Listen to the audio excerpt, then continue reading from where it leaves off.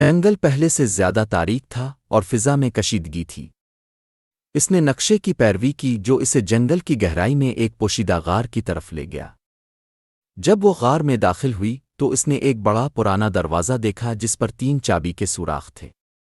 اس نے چابیاں سوراخوں میں ڈالیں اور انہیں گھمایا۔ دروازہ کھل گیا اور ایک پوشیدہ کمرہ نظر آیا۔ کمرے کے اندر ایک بڑا نفیس صندوق تھا۔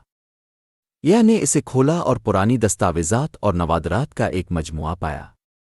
جب وہ ان کا مطالعہ کر رہی تھی تو اسے سچ کا پتہ چلا۔ غریب لڑکی پر جادو ٹونے کا جھوٹا الزام لگایا گیا تھا۔ قصبے کے کچھ بدعنوان رہنماؤں نے لوگوں کو گمراہ کیا تھا جو قصبے پر قبضہ کرنا چاہتے تھے۔ کا دل غریب لڑکی کے لیے دکھ سے بھر گیا۔ وہ جانتی تھی کہ اسے اس کا نام صاف کرنا ہوگا اور سچ کو دنیا کے سامنے لانا ہوگا۔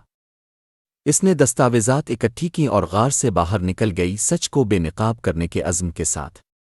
اگلے دن نے قصبے کے لوگوں کو چوک میں جمع کیا۔ وہ ان کے سامنے کھڑی ہوئی اور دستاویزات تھامے ہوئے تھی۔ مجھے تمہیں کچھ اہم بتانا ہے، اس نے کہا۔ غریب لڑکی بے قصور تھی۔ اس پر بدعنوان رہنماؤں نے جھوٹا الزام لگایا تھا جو ہمارے قصبے پر قبضہ کرنا چاہتے تھے۔ قصبے والوں نے حیرت سے سچ سنتے ہوئے کی بات سنی۔ بدعنوان رہنماؤں کا پردہ فاش ہو گیا اور غریب لڑکی کا نام صاف ہو گیا۔ قصبے میں انصاف اور راحت کی لہر دوڑ گئی۔ چوک میں کھڑی تھی اور اسے اطمینان کا احساس ہو رہا تھا۔ وہ جانتی تھی کہ غریب لڑکی کی روح اب آرام سے سو سکتی ہے۔ اس نے آسمان کی طرف دیکھا اور سرگوشی کی، شکریہ۔ رمضان کا مہینہ ختم ہو گیا اور غریب کے قصبے میں عید اتحاد اور ایمان کے نئے جذبے کے ساتھ منائی گئی۔ کی بہادری نے سچ کو روشنی میں لایا تھا اور قصبہ ہمیشہ کے لیے بدل گیا تھا۔ چوک میں کھڑی تھی اور اسے فخر کا احساس ہو رہا تھا۔ اس نے غریب لڑکی کے راز کو کھولا تھا اور اس کے نام کو انصاف دلایا تھا۔